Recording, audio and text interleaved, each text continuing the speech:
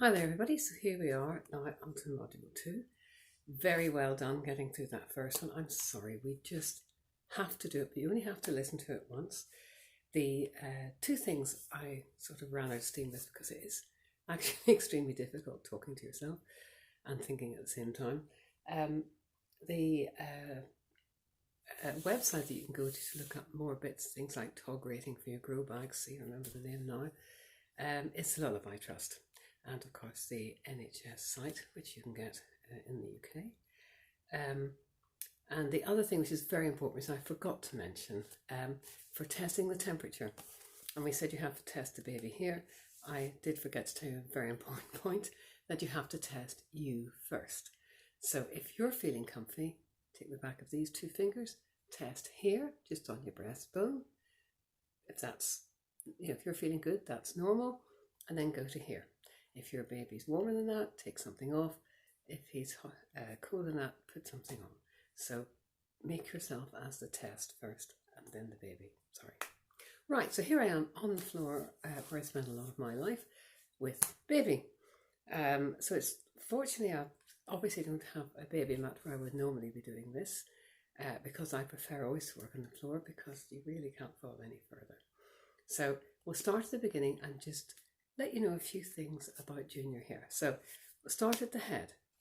Now the first thing babies often have is cradle cap. This is a fairly natural stage and it should clear itself up. If it gets scaly or very white, just go down to your GP and get some special cream.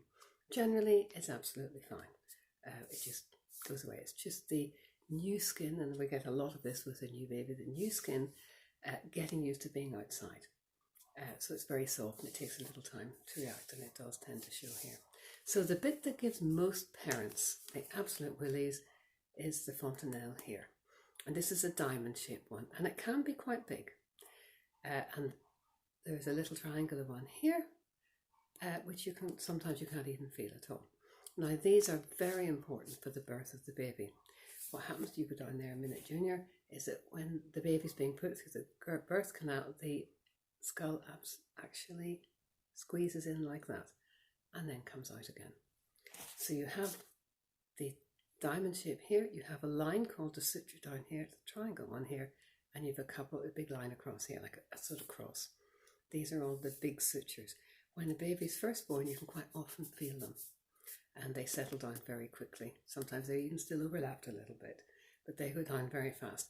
The thing that gives most of my clients problems is the triangle or the diamond shaped fontanelle, and it is much tougher than you think.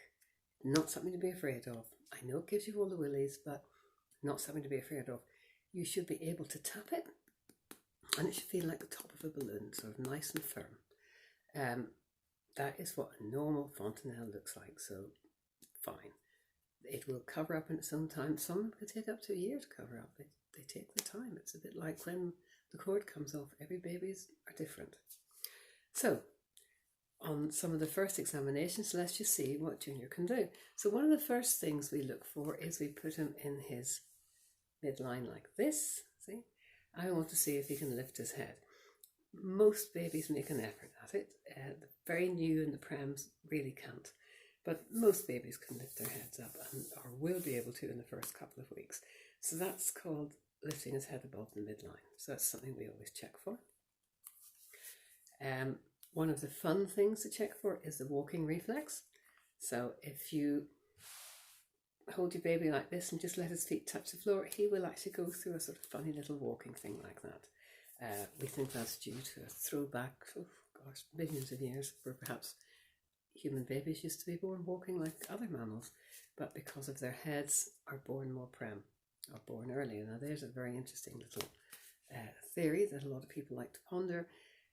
If you consider our babies, they're so very helpless when they're born, and a lot of people think actually we're born 3 months too soon, and that is because our brains have got so big that the mother has to deliver them because we can't deliver them any other way. So they come out with great brains, but maybe 3 months too soon. And certainly the first 3 months of a baby's life are very difficult, and they're so helpless, aren't they? So those are just some of the basic things. So we're going to start from the top down. So of course, in these strange days, we have absolutely nothing, and because I'm here, I obviously don't have any babies, so we're going to have to sort of mend and make do. So one of the most important things that you need to know about, and is a great thing to know about, is what's called a normal solution. A normal solution needs one of these and some table salt. Now what it is water that's very slightly salty, but it's the same as your blood and your tears. And we'll use this to clean Junior's eyes here. But it's also a great disinfectant no matter where you are, anytime. If you get a cut anywhere in the world, you can always make up a normal solution and use that to clean it. So what you do is you take a mug, roughly about 1/3 of a pint, and dissolve a teaspoon of salt in it. Make that up every day fresh, and you've got the cleanest, freshest, everyday cleaning solution you're going to need for day-to-day things. Good tip. So we're going to start off with the eyes here. So babies quite often have sticky eyes and a little bit crusty. This is often due to the tear ducts, which are just here by the nose, not quite developed yet. And they're very, very easy to clean.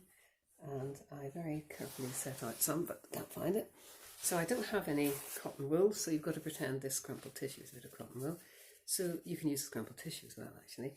So use a bit of cotton wool, dip it in your, here we go, dip it in your saline, give it a little squeeze, you don't want it soggy. And then you go from the nose out. One wipe, throw it away, do it again until the eye is clear. If you do it with just normal water, it's too harsh and it will burn the eye. Give it a go yourself, you'll know what I mean.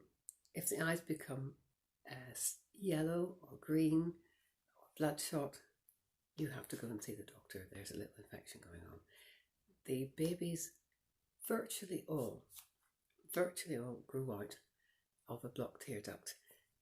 Of my own children, they usually wait till about a year, and if it hasn't a year, they sort of think, oh, we may have to unblock this.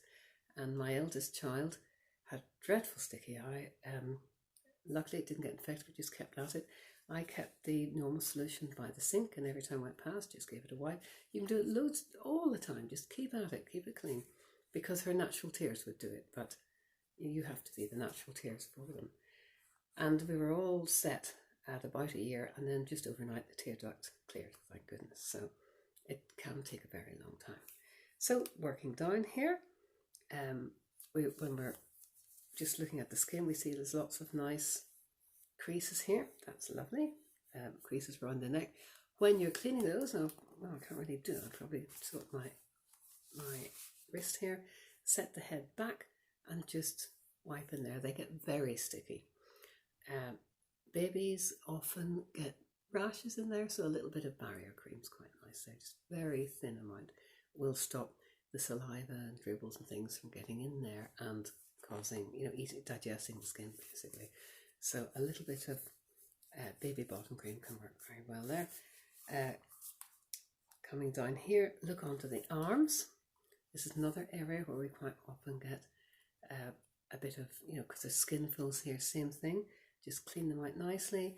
When you're washing, give it a good clean, using your cotton wool or whatever, and dry them nicely. You do not have to use talcum powder. People are a bit against talcum powder because it tends to ball. And if you don't use it properly, and really there's no need for it, but babies can inhale it, and it's not good for the lungs, so we don't really advocate talcum powder these days. Coming down here, you can see this little one has got quite marked breast tissue. This happens in boys and girls, and that's the mother's hormones coming out. That will settle. Don't worry about it. It's a couple of weeks, that'll be away. Coming further down here, we have a nice sort of rounded tummy of the newborn. We come to the umbilicus. Cleaning the umbilicus gives everybody the willies. It's the bit they don't like. So basically you have the umbilicus here and you have the cord. The cord literally rots and falls off. That is how it works. We don't want to interfere with that. It's a natural process and it's the cleanest process. You don't have to do too much messing around here. Nature does her own thing. Just make sure it stays clean in that you don't want any dirty nappy getting up there. Just use your cool boiled water. If you want to, you can use an oil solution and pat it dry. Keep that nice and clean. As we mentioned in the last tip, if you get any redness or signs of infection, that has to be seen too. It's a direct entry into the baby, and we don't want antibiotics going in there. So, working on down, our baby should be able, you'll find when they lie down, they lie in the frog position with this sort of legs out like this, and that's natural for them with their hips. Baby bottoms, oh my goodness, everybody worries about baby's bottoms. What's best to use, what to use in hospital. They say you don't need to use cream. When you get out, you most definitely do, because the baby will of course be soiling as well as wetting, and we will talk about baby poo in the sick baby one. But in a normal baby, they are pooing. You've got the tarry first poo that goes through various colour stages to a sort of bright yellow. So basically you start off with the tarry one, and that's only for a couple of days. That's all the stuff that's been in the gut. That then goes to sort of yellowy, and then as the gallbladder kicks in, you go through a sort of greeny, browny, and onto normal colour sort of through the months. That all takes time. And again, we'll talk about when you ever have to, if things aren't right. But use baby bottom cream, a barrier cream of your choice, but you are not icing a cake, you're just putting a very thin amount on. If you put loads on, you will affect the absorption of the nappy, but in all honesty, you have to put on like a child to get that bad. But just put a little bit on. This is expensive. You are changing the nappy quite frequently. So baby bottom cream, if your baby has just weed, you do not need to go through the whole cleaning process, because the barrier cream will protect the skin. Too much scrubbing isn't good for the new skin. As I mentioned before, this skin is new to the outside air. It's reacting. It has been covered in a nice fatty substance and a nice liquor, which is, nice and comfortable, like being in a constant lovely hot bath. So this skin's learning to dry out. So we don't want to do too much to it. Just keep your baby nice and clean, but you don't go overboard. If it's just a wet nappy, change it, because you will get a dirty nappy very soon after that. So all good. Little legs again. We look for the bits behind here, behind the knees, where all the skin folds are. The toes. One of the fun things about new babies again is if you run your finger up their foot, whereas if we do that too, you will curl your toes. A baby puts theirs out. One of those odd fun things just to look for. Turning your baby round. You don't usually have 3 screw holes.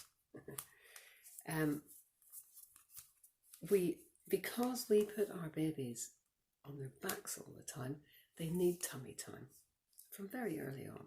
So get your baby used to a little bit of tummy time when you're watching them. So you've changed the nappy, done things, so just put him on his tummy for a little while, head to one side. There you go, Junior. See? And soon he'll be pushing up and using these muscles around here, which are very important for his development, for his breathing and everything. And he'll soon be pushing up and lifting his head up.